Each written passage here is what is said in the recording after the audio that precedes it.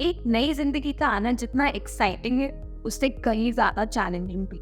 इतने सारे टिप्स, इतनी एडवाइसेस और न जाने क्या क्या, सब कुछ बहुत ओवरवेलमिंग। एंड इसीलिए हम ले आए हैं एक नया एपिसोड जहाँ पे हम बात करने वाले हैं modern day challenges of newborn's के बारे में। एंड हमारे साथ है expert neurologist doctor Ajay Vajpayee, straight from Royal Children's Hospital, Kanpur. Doctor, thank you so much for joining us on चाय पे चर्चा. थैंक यू सो मच, आपके साथ मिलकर अच्छा लगा। Same here, likewise. So, आज हम बात करने वाले related to babies, kids health, right? Sure. So, अक्सर क्या रहता है कि newborns like उनकी sleeping habits पे काफी focus रहता है पेरेंट्स पर। एंड स्लीपिंग हैबिट्स में क्या रहता है कि हर बच्चे का एक अलग एक्सपीरियंस होता है whenever it comes to sleeping habits in side, right.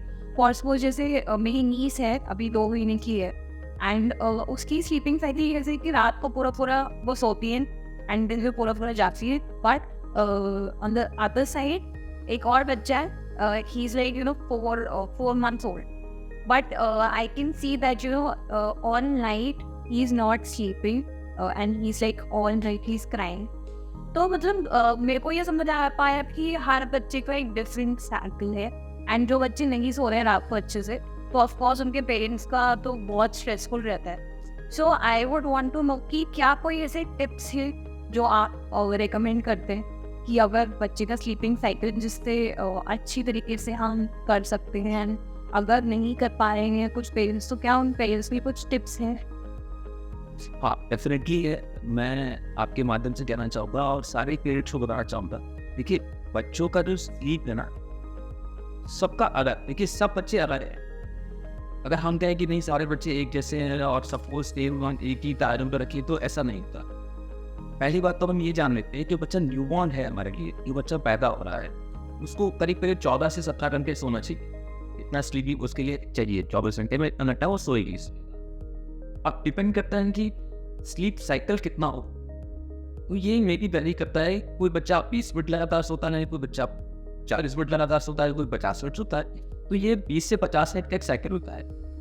उसके बीच में बच्चा उठेगा भी, अपना यूरिन मोशन भी पास करेगा, फीडिंग भी करेगा, फीडिंग के लिए भी रोएगा, फिर उसके बाद दोबारा सोएगा। तो ये अलग अलग बच्चों में अलग अलग वैरी करता है।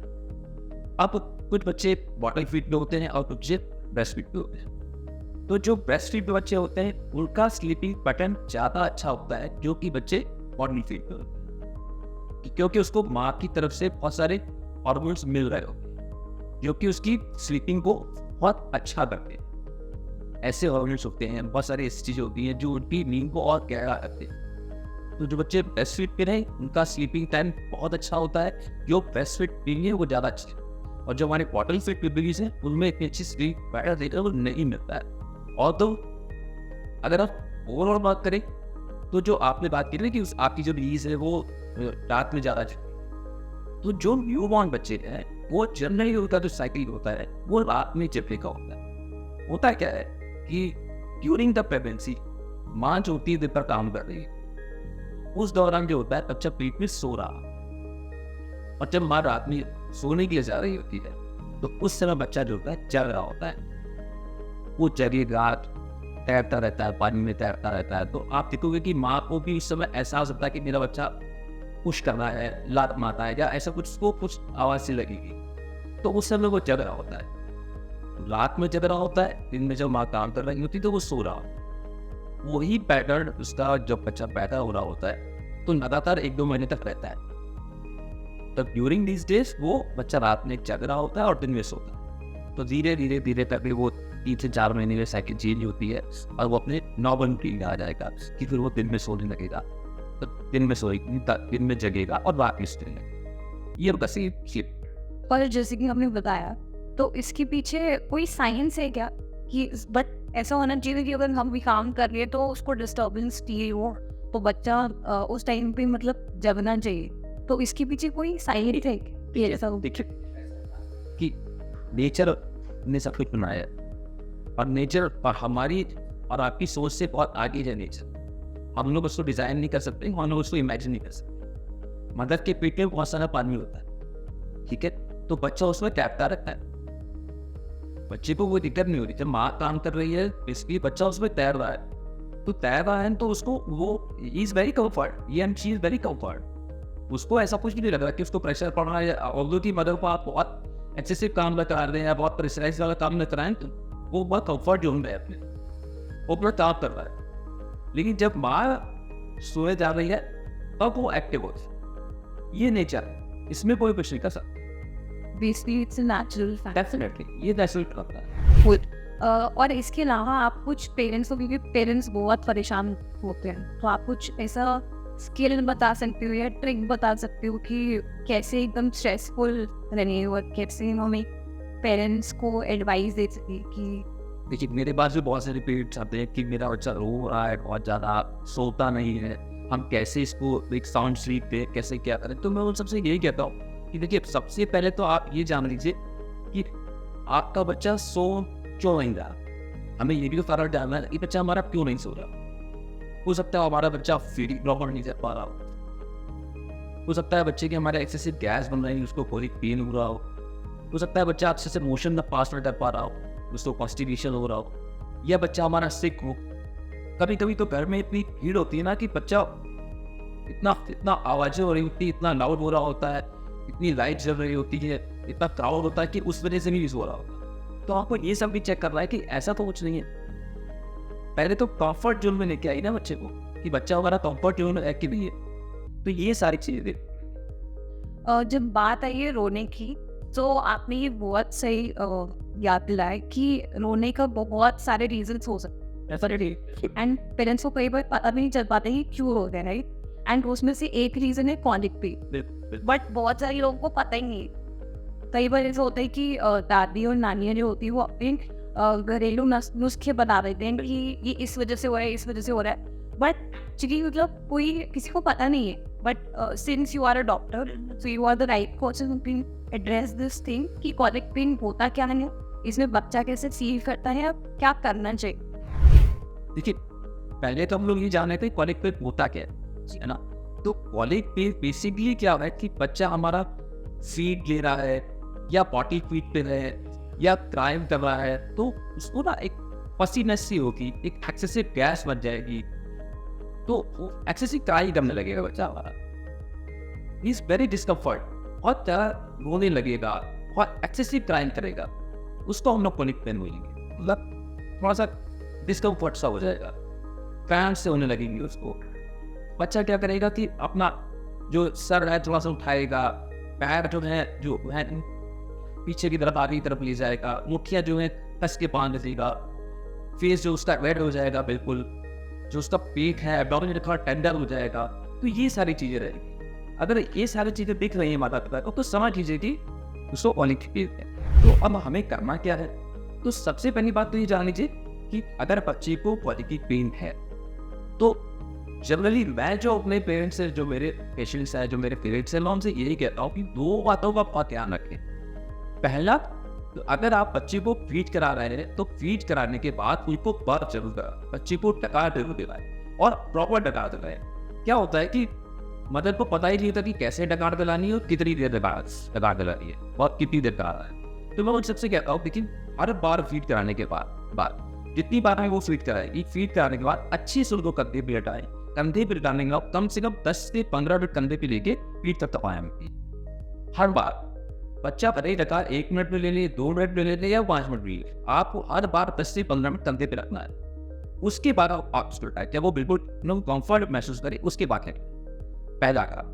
दूसरा कि आप उनका जो है टमी मसाज बिल्कुल नहीं, अगर आप दिन में 2-3 बार टमी मसाज कर रहे हैं प्रॉपरली, क्लॉकवाइज एंटी क्लॉकवाइज से आप उसको मसाज दे रहे हैं तो बच्चा रिलैक्स रहेगा, दिन भर कोई प्रॉब्लम नहीं है। तो डॉक्टर कई बार ऐसा रहता है ना कि ब्रेस्ट फीडिंग भी मम्मी को पता नहीं चलता है, क्योंकि of course you know moms है, तो उनको नहीं पता चल पा रहा है कि बच्चे को कितना न्यूट्रिशन नीडेड है, कितनी देर तक ब्रेस्ट फीड करना चाहिए।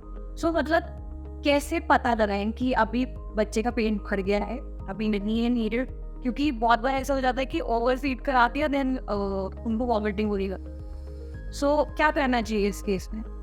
Good question.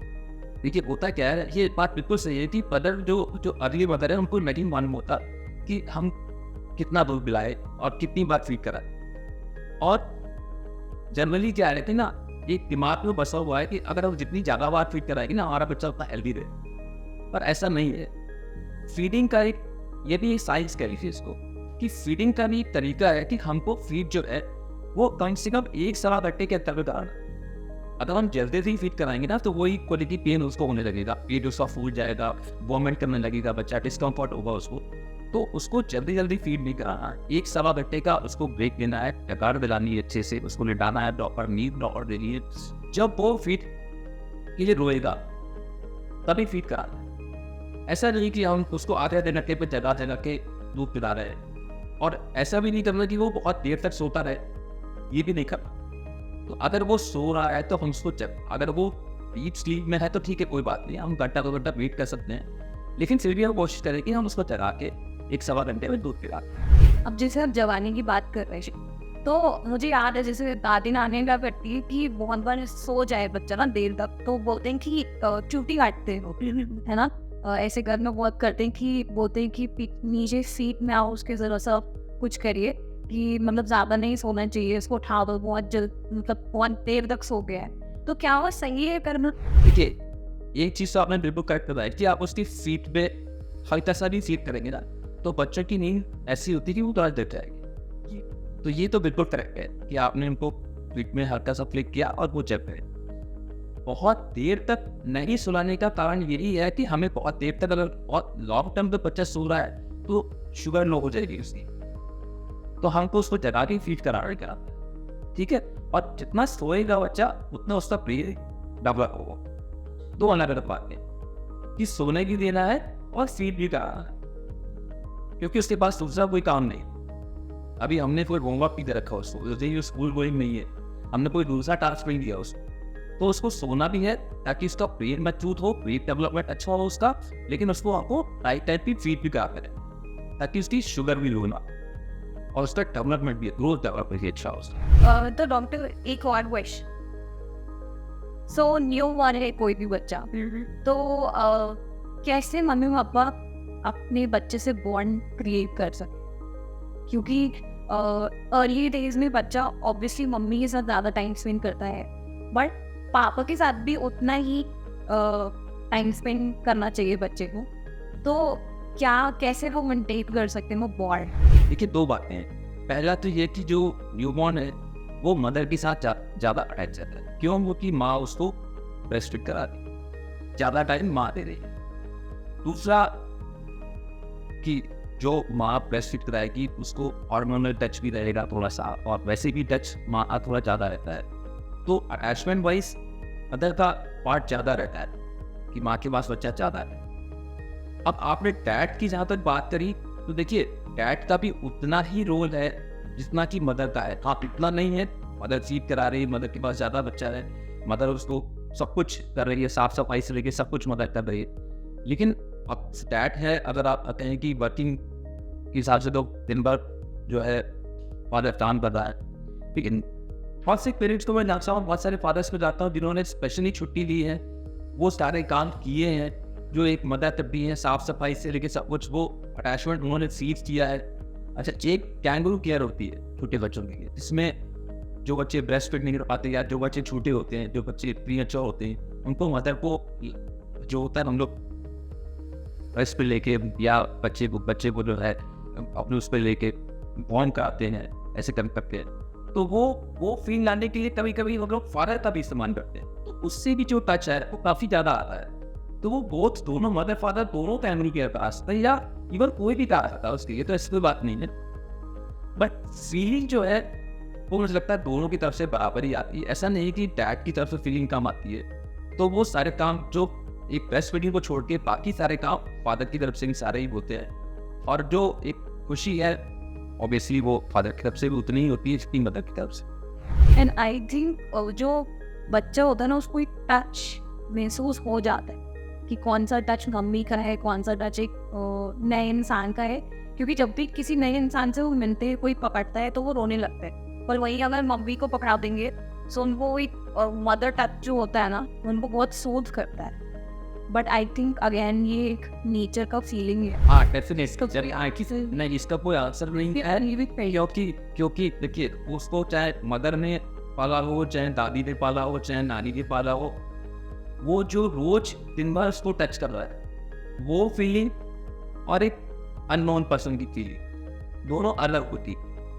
और न्यूबॉर्न उसको बहुत अच्छे से समझता है कि मुझे किसने टच किया है, ये नेचर गॉड गिफ्टेड उसको मिला हुआ है कि किसने टच किया उसको। और जब एक तो नया बच्चा घर में आता है, कितने सारे लोग होते हैं, सो ऑब्वियसली उनके लिए टॉय की जैसा होता है। सो हर कोई चाहता है कि हम उनको पकड़े, हम उनको किस करते हैं। सो मतलब क्या ही सही है किस करना उनकी स्किन पे, हमें नहीं पता कि कौन मतलब कितने जर्म्स अपने साथ ला रहा है, तो एकदम से न्यू बॉर्न को किस करना, टच करना इनअप्रोप्रिएटली, तो क्या वो सही है?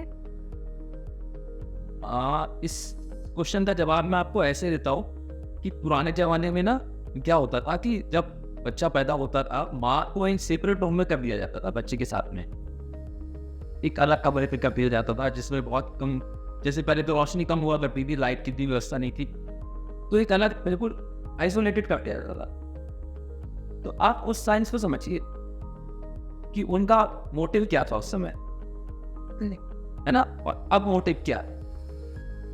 वो हमसे फॉर बेटर थे उस समय, वो जानते थे कि हमें क्या करना है क्या नहीं करना है।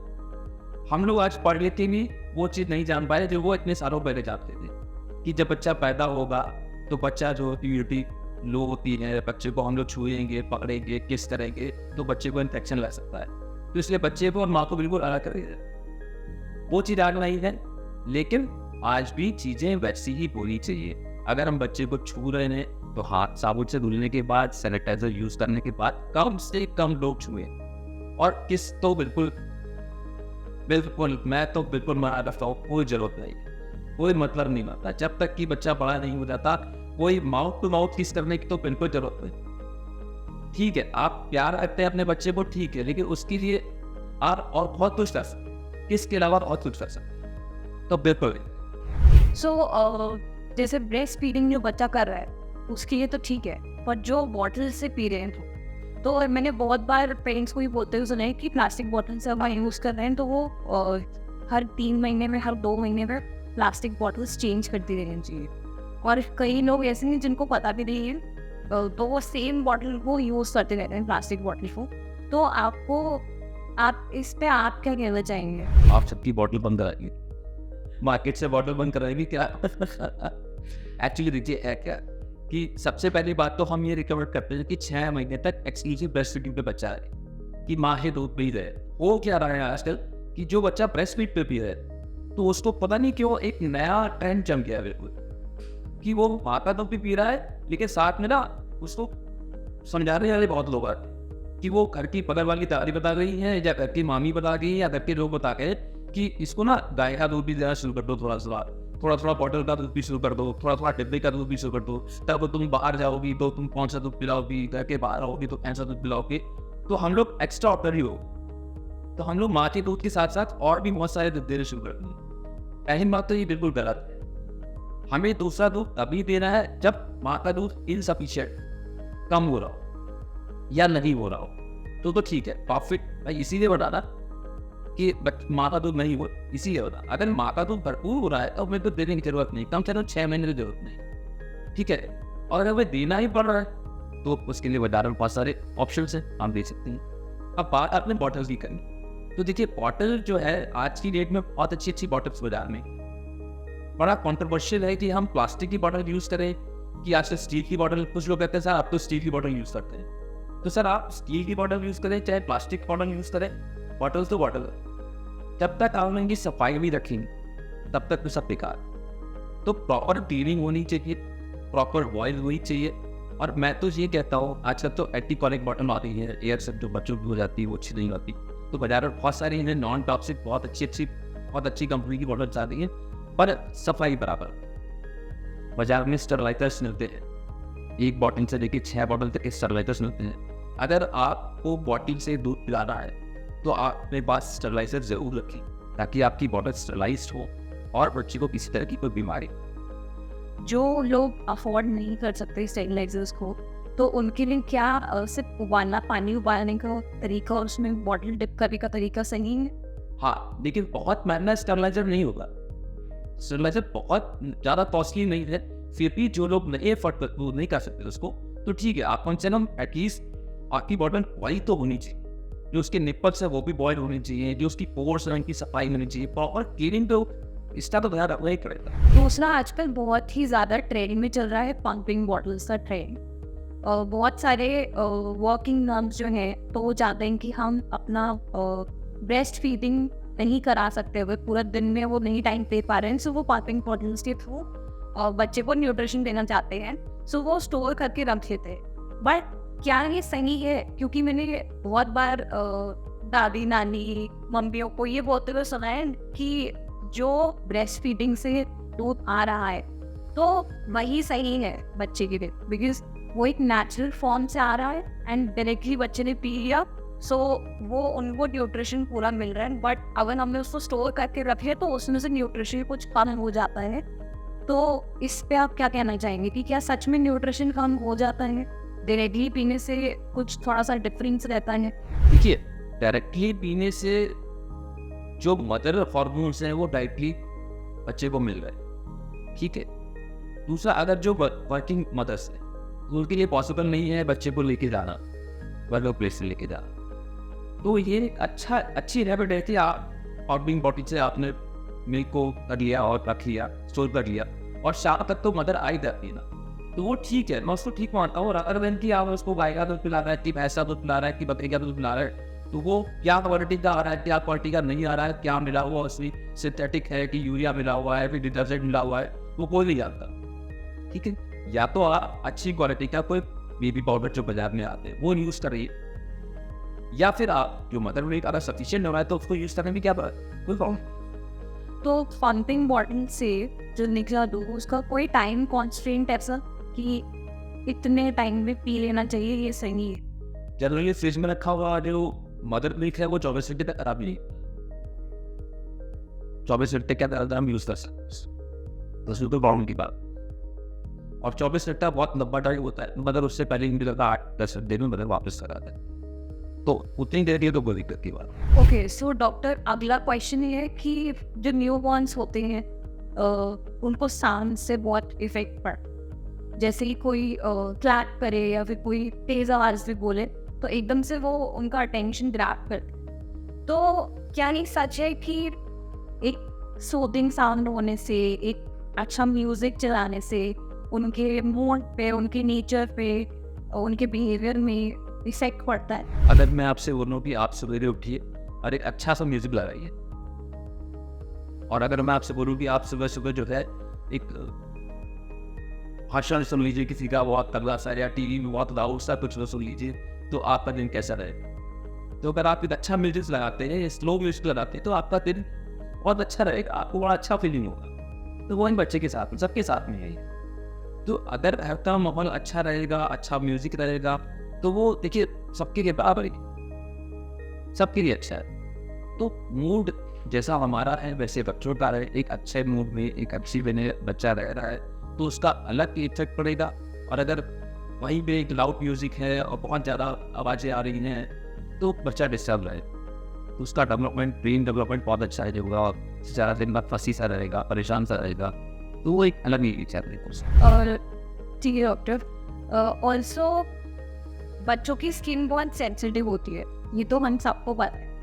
और आजकल जब क्लाइमेट इतना ज़्यादा चेंज हो गया है, सारी जो साइकिल्स हैं वो आगे शिफ्ट हो गई है सीजन्स की, तो अभी बहुत अनप्रिडिक्टेबल हो गए हैं सीजन्स भी। तो ऐसे क्लाइमेटिक कंडीशंस भी है, आप क्या रिकमेंड करते हैं बच्चों को कि वो एक स्किन केयर एडवाइस समझ लीजिए क्या करना चाहिए ऐसे में? मौसम चाहे जो भी हो, क्लाइमेट चेंजेस तो हैं, और उसके साथ में हमें ये देखना है कि हमारे बच्चे को क्या सूट करता है और क्या सूट नहीं करता है। तो उसके लिए ना होता क्या है, जनरली हमारे देश में ना, हमारे समाज में ना दो अलग अलग चीज़ें चलती हैं। यहाँ पर सुनी सुनाई बातें और फिर ज़्यादा विश्वास होता है, और एक जो सलाह देने वाले लोग होते हैं ना वो बहुत सारे होते हैं। कि इस बच्चे में नारियल के तेल से मालिश कर दो, वो फिर वो एक दूसरा आदमी आएगा वो कहेगा नहीं नहीं सरसों का तेल ज़्यादा अच्छा होता है, फिर कोई आएगा वो बोलेगा नहीं घी लगा दो, तो घी हमारे यहाँ तो घी से मालिश हुआ करती थी। तो पहले तो आप ये देखिए कि आपके बच्चे को क्या सूट कर रहा है।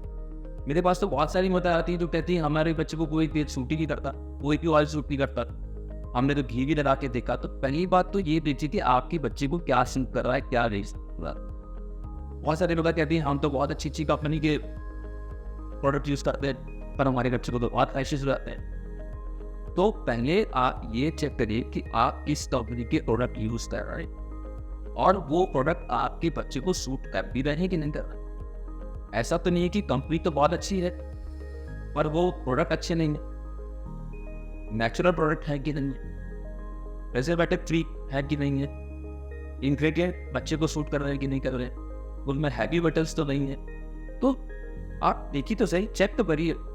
बेसिकली होता क्या है कि हम लोग चेक नहीं करते, हम लोग सिर्फ स्टोरी सुनाई पाता हूँ। किसी ने कहा वो प्रोडक्ट बहुत अच्छी है हम कर रहे हैं, किसी ने कहा नहीं वो कंपनी के प्रोडक्ट बहुत अच्छे हैं वो हम कर रहे हैं। तो पहले लेट्स चेक, आप चेक करिए आप वो प्रोडक्ट कैसे हैं, वो नेचुरल है कि नहीं है, उनमें क्या है क्या नहीं है, हैवी मेटल्स तो नहीं है, वो सारी चीज़ें आप चेक करिए। लैब सर्टिफाइड है कि नहीं है, वो सारी चीज़ें देखने के बाद यू हैव टू यूज, आप चेक करिए आपके बच्चे को सूट कर रहे हैं कि नहीं कर रहे, देन आप खुद ही असेस कर लेंगे कि आपका बच्चा मुझसे कैसा है। Doctor, in the end I would want to ask you कि एक वन पीस ऑफ एडवाइस जो आप सारे न्यू पेरेंट्स को देना चाहते हैं, एंड ऐसी एक एडवाइस जो सब पेरेंट्स रिलेट कर सकें। You want like this way newborn's के देखिए, न्यूबॉर्न्स के लिए तो मैं सारे माता पिता से यही कहना चाहता हूँ कि न्यूबॉर्न केयर ना एक साइंस है और अभी हम लोग बहुत पीछे हैं तो इसको बहुत पढ़ने की बहुत ज़रूरत है, बहुत समझने की ज़रूरत है कि हमें बच्चों को कैसे पालना है। देखिए, अगर मैं बहुत रफ लाइन में जो बोलूँ तो बच्चे पैदा करूँ तो बड़ा आसान काम, लेकिन एक बच्चे को अच्छे से पालना ये एक साइंस है। बच्चे का ब्रेन डेवलपमेंट, बच्चे का ओवरऑल ग्रोथ डेवलपमेंट, बच्चा हमारा सही दिशा में जा रहा है कि नहीं जा रहा है, प्रॉपर उसका वैक्सीनेशन हो रहा है कि नहीं हो रहा है, ये सारी चीज़ें मदर फादर को, फैमिली को पता होनी चाहिए, पहले से पता होनी चाहिए। ये नहीं कि कोई बता रहा है तो हमको मानी क्यों। तो ये सब चीज़ें जब पता हो उसके बाद हम डिसाइड करें कि हमें क्या करना है क्या नहीं। अब बच्चा हो गया फिर हम सोचने लगते हैं कि हमें ऐसा करना चाहिए कि वैसा करना चाहिए। तो ये सारी चीज़ें हमें पता होनी चाहिए हमारे न्यूबॉर्न के आने से पहले, ताकि हमें बार बार कोई दिक्कत नहीं हो और हमारे बच्चे को कोई दिक्कत नहीं। ये मैं सारे पेरेंट्स से। Thank you so much, Doctor. Thank you for having a conversation. Thank you so much. It was very much insightful. Thank you so much. Thank you.